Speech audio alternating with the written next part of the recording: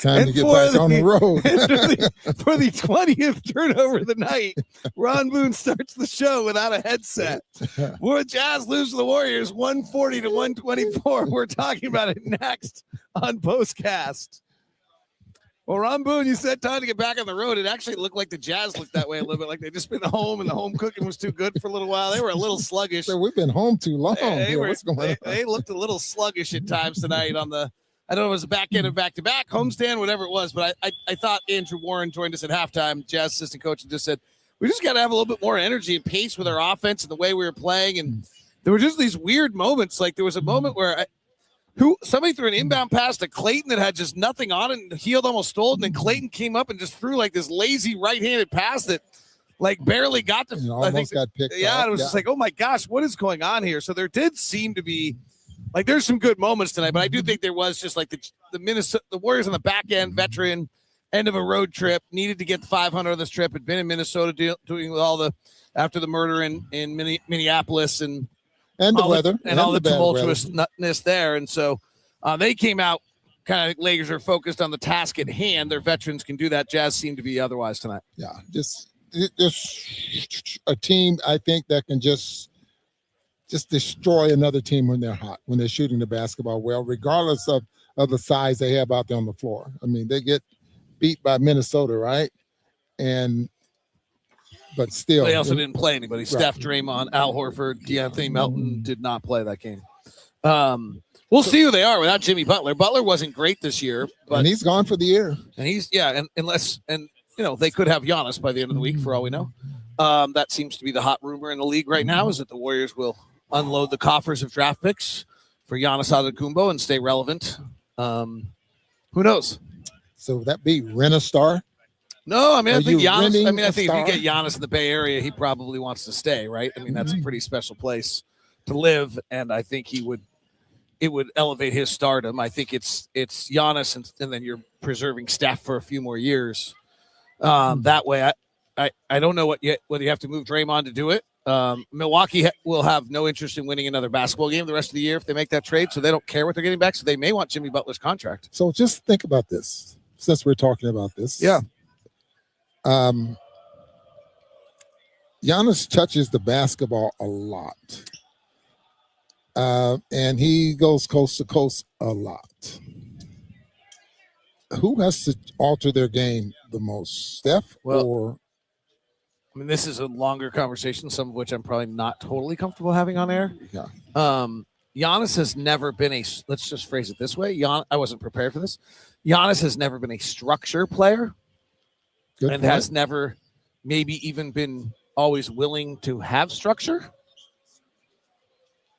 And so it would be very interesting to see him adapt to the way the Warriors podcast play. Conversation, isn't it? Yeah, right. Like it's a very interesting question on whether. But I think it's a very Miami and New York are the two teams being talked about. Honestly, they don't have a lot in their coffers, pick wise, and everything else. Golden State can give them 4 picks and some contracts, and maybe they have to give up probably Jonathan Kuminga as well. And then Milwaukee moves forward without trying to win another basketball game for the rest of the year and starts their franchise over again with. They've had a great run. Yeah, they did. They won a championship, and that's how it works. So, anyway, the game tonight was won. Jazz were a little sluggish to start. They jumped out early, and then they fell behind by 10. But the game's really won by the Warriors to open the second quarter and open the fourth quarter. And those were the minutes where Steph was off the floor. And the Warriors, without Jimmy Butler, Steph Curry, and Draymond Green on the floor, because they have Draymond Green and Steph Curry play together at all times, this year have been in the 8th percentile offensively. And they were able to have offensive success, and they did not get outscored when Steph was off the floor tonight. And you have to beat the Warriors when Steph's off the floor. Yeah, you're looking at a guy that I won't say he demands the basketball, but he gets the basketball because of the way he plays and everything. But that second quarter, as you just mentioned, and again, for the second night in a row, the threes are killing the Jazz. I mean, they're giving up 3-point shots that really separate, them from their opponents. And I think we knew this coming in. The Jazz allow the most threes of any team in the NBA, and the Warriors take the most threes in the NBA. So there's nothing surprising The Warriors take 50% of their shots as threes, and the Jazz allow the most threes. So they were going to shoot more than 50% of their shots as threes. They shoot 54 of their 86 shots as threes. They make 23 of them. The most of any team in the NBA this year is 25. 2 teams have done that.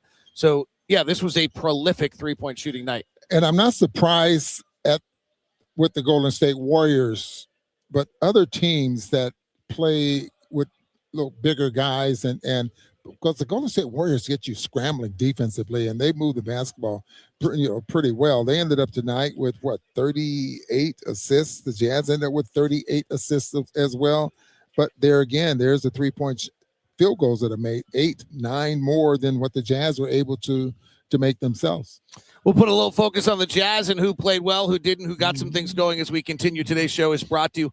Oh, actually, I'm supposed to do something here. Let me do this little thing first. Today's show is brought to you by TurboTax. Tax season is upon us, and TurboTax is here to make your life way better. Here's how you do it with TurboTax. This year, you do not need taxes to take over your life. TurboTax makes it easier than ever just to hand things off and move on with your day. TurboTax full service. You can have your taxes done for you by a trusted local expert, start to finish, without the stress of guesswork. Instead of spending hours trying to figure out forms, you can meet with a local TurboTax expert in person or connect online. They handle everything from W-2s to self-employed forms and work with you to get every deduction. So you can upload your documents, go about your day, and get the updates right in the TurboTax app. For a limited time, you can have your taxes done by a local TurboTax expert for just $150 all in. If a TurboTax expert didn't file for you last year, then just file by February 28th. Visit TurboTax.com/local, TurboTax.com/local. Today's show is also brought to you by Quo. It's that time of year to get things straightened out with your business and get the inefficiencies out of the way, and that's why you want Quo, Q-U-O, the smarter way to run your business communications, because when your team is reachable, organized, and communications in one place, you're not just working cleaner, you're creating more opportunities to connect with your customers. Your whole team can call and text from one shared business number, so nothing gets missed. Everyone sees the full conversation thread, which makes replies faster and more personal, and it works right with your phone or your computer. No surprise, Quo is the #1 rated business phone system on G2, trusted by more than 90,000 businesses. For solo operators to growing teams, make this year where no opportunity and no customer slips away. Try Quo for free, plus $20 off your first 6 months when you go to quo.com/LockedOnNBA. That's quo.com/LockedOnNBA. Quo, no missed calls, no missed customers. And FanDuel is here for you. The final football game is right around the corner. That would be the one with the Seahawks in it against the New England Patriots. And because every NFL playoff game is game day, FanDuel is going to give you profit boost packs and all sorts of deals. Every game you can see a pack loaded. Open up your profit boost pack first thing on game day. Boost packs are there for you. It's all at FanDuel. Visit FanDuel, official sportsbook partner of the NFL. Grab your profit boost pack every NFL playoff game day.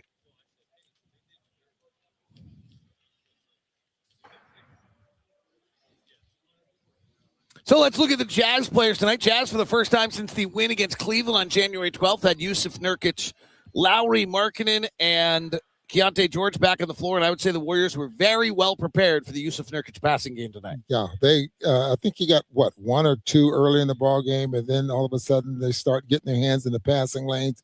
And that, if they didn't come up with a steal, they came up with a deflection. I mean, they were absolutely ready for it. As a matter of fact, I think the only passes he was able to get was out of bounds plays, wasn't he? 2 out of bounds plays early. Out of bounds plays, yes. On his 5 assists, 2 of them were early. Yeah. In that way. Here's my favorite thing about the night tonight.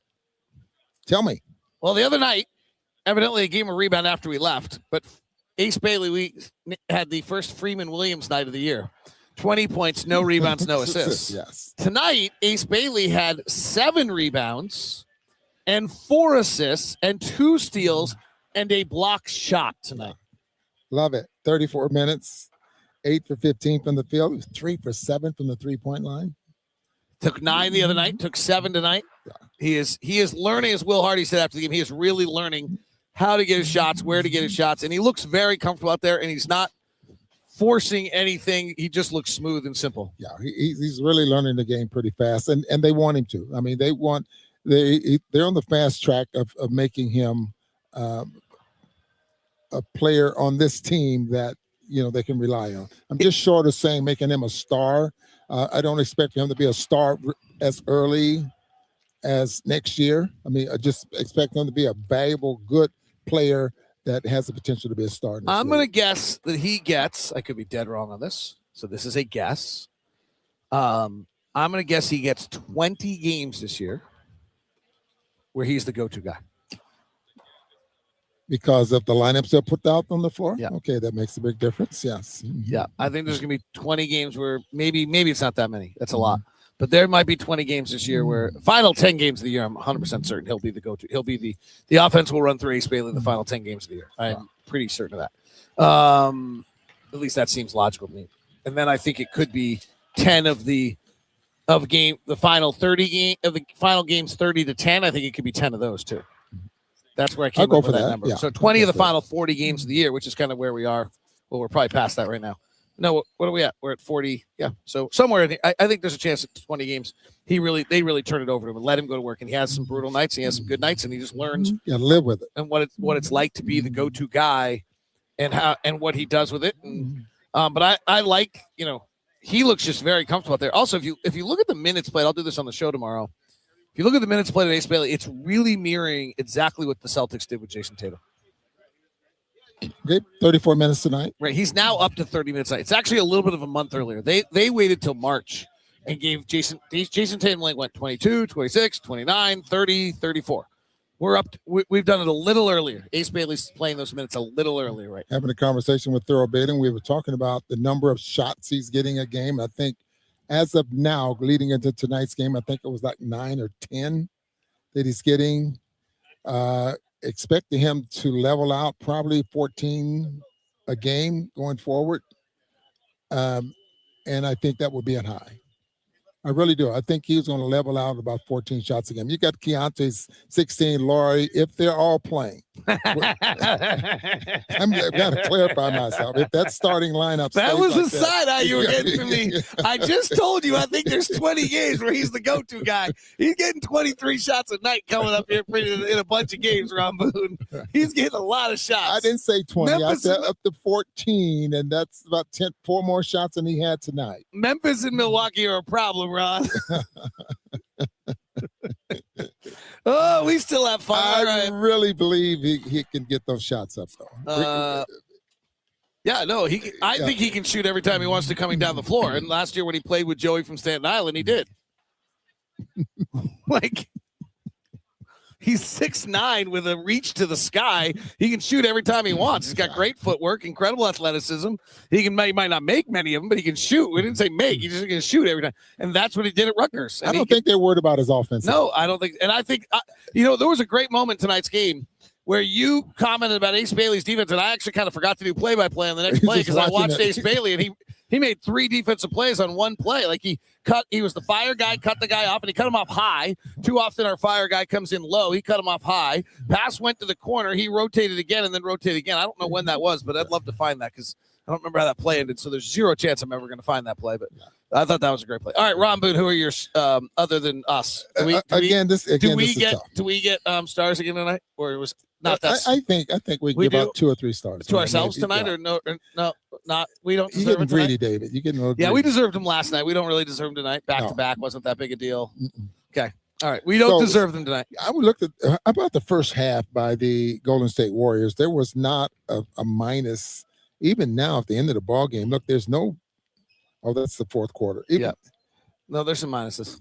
Where do you see a minus here? Not of their regular guys, just of their bench. The first 6. Yeah, no, they didn't. Quentin Post, I think, was minus. That's about it. But the Jazz had something there, so I'm going with Ace Bailey. Okay. Laurie, I thought he played hard. I thought he struggled a little bit, but I still thought he played very. His rhythm has got to be way up. He lost 10 pounds with the flu. Yeah, and then. Collier, now you can stretch me out and help me out here. I didn't put any marks with Filipowski or Sensabaugh. Just going by the Jazz in it with 38 assists and Collier with 6 of them. I mean, it's hard, Well, I don't. I mean, I think you have to kind of go back. Guys make an impact on the game some way without just scoring points. Like I thought Kyle had some decent moments tonight. I also think you just kind of have to go back to the end of the third quarter and kind of look if you're going to look at the box score, because I just think the fourth. Well, we cut it to 9 at one point in the fourth quarter, and then got away from us so fast, right? We had it down to 8 as we opened the fourth quarter. And you thought you had a game that was just gone immediately, and you go back like Bryce Sensabaugh finishes 22 tonight. 8 of them are kind of in the fourth quarter when the game's over. Yeah. So those are hard minutes those are hard pluses to try to figure out. Correct. Kyle Filipowski going into the third quarter had 10 points, 4 rebounds, an assist, 2 steals, and had played 13 minutes, was 4 of 4 from the field. So when the Jazz ended up making little mini runs, I mean, was it impact? Did you see a player that made a little impact during that stretch? You know, I try to pay attention to that during the course of the ball game, but then I lose track, sometimes. Right. Well, that's all right. It's a back-to-back. You're old. Yeah. Senior, super senior. Super senior. Yeah. That wraps us. Have a great night, everybody. I have no idea.